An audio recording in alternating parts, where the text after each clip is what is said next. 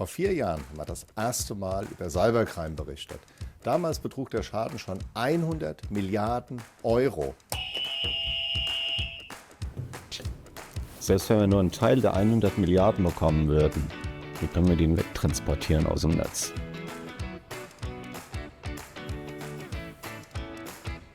Ja, musste mal ganz kurz drüber nachdenken.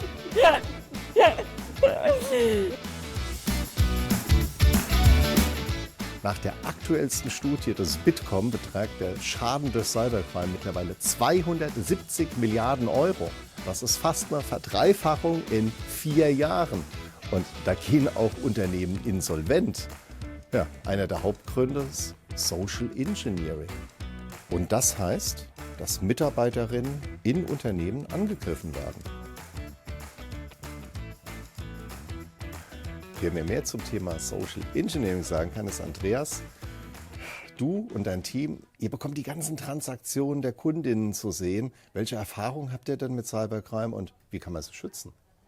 Gut, dass du das Stichwort bringst mit Cybercrime, denn das ist sicherlich die eine Seite der Medaille, wo Unternehmen quasi von Hackern angegriffen werden, die Systeme lahmgelegt werden, dieser Angreifer aber Lösegeld haben will. Und das machen wir nicht unbedingt, sondern wir helfen auf der anderen Dimension mit, wo ein Unternehmen gar nicht bemerkt, dass es reingelegt wurde durch Social Engineering, Zahlungsabgänge hat und das Geld beim Betrüger landet, anstatt beim echten Zahlungsempfänger. Wie kann ich mir Social Engineering konkret vorstellen? Lass uns annehmen, wir haben einen Unternehmenskunden, den hier. Da ist die Schatzkiste, das ist das Geld, darum ist dieser Unternehmenskunde sehr attraktiv angegriffen zu werden. Aber in dem Fall ging die Cyberattacke gegen den Zulieferer des Unternehmens. Und der Betrüger, nehmen wir mal die Figur, der hat sich hier in die Systeme reingehackt und hat die ganze Kommunikation übernommen. Das heißt, E-Mail, Telefonanrufe konnte der... Von dieser Company? Nee, von diesem kleinen Zulieferer hier. Gar nicht unser Kunde war zunächst das Opfer, sondern hier war das Opfer einer echten Cyberattacke. Also dieser Hacker hat sich reingehackt, konnte in der Kommunikation alles mitlesen, alles mithören, alles nachverfolgen. Dieser Zulieferer schickt einmal im Monat eine Rechnung an unseren Kunden zum Bezahlen. Was hat der Froster gemacht? Die Rechnung angehalten, verändert und als Empfangskontonummer nicht die des Zulieferers, sondern seine eigene angegeben mit dem Hinweis, hey, Vorsicht, Kontonummer hat sich geändert. Wie ging die Geschichte weiter? Weil der die Rechnung manipuliert hat und die Rechnung aber echt aussah mit den echten Inhalten, die du erwarten würdest und die auch zum vereinbarten Zeitpunkt bei unserem Kunden eingekommen sind, hat unser Kunde gedacht, oh ja, neue Kontonummer, kein Problem, kriege ich hin, mache ich und bezahlt an die neue Kontonummer. Das ging an den Fraudster. Und das ist dem Zulieferer auch aufgefallen, dass das Geld nicht da ist. Also hat er es nachgefragt, wo bleibt denn unser Geld?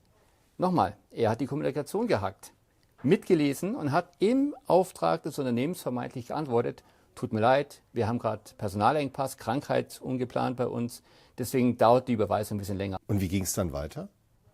Naja, das ging jetzt Ping-Pong. Soll heißen, die nächste Rechnung ging raus an den Unternehmenskunden, der hat wieder bezahlt, wieder an die neue Kontonummer, das Geld kam wieder nicht an, die Rückfrage kam wieder, diesmal war die Antwort, wir haben eine Umstellung im IT-System, es dauert leider ungewöhnlich lange bei uns, aber sei unbesorgt, du bekommst dein Geld. Das ging jetzt Ping-Pong-mäßig in der Tat 2, 3, 4 Mal hin und her. Bis sich die beiden Geschäftsführer mal auf einer Industriekonferenz begegnet sind und der doch in der Tat den Mut hatte, nachzufragen, sag mal, seit ein paar Monaten werden wir nicht bezahlt, alles in Ordnung, muss ich mir Sorgen machen. Der Geschäftsführer ist aus allen Wolken gefallen, der wusste natürlich von überhaupt nichts und hat an der Buchhaltung nachgefragt, ja, wir haben doch bezahlt. Bis eben rausgekommen ist, ja, wir haben an jemanden bezahlt mit einer neuen Kontonummer, das war aber nicht dieser Zulieferer, sondern eben der Hacker. Das klingt jetzt aber ganz schön komplex.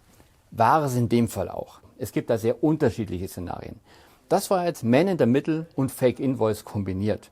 Aber denk zum Beispiel auch an den COO-Fraud, den es gibt.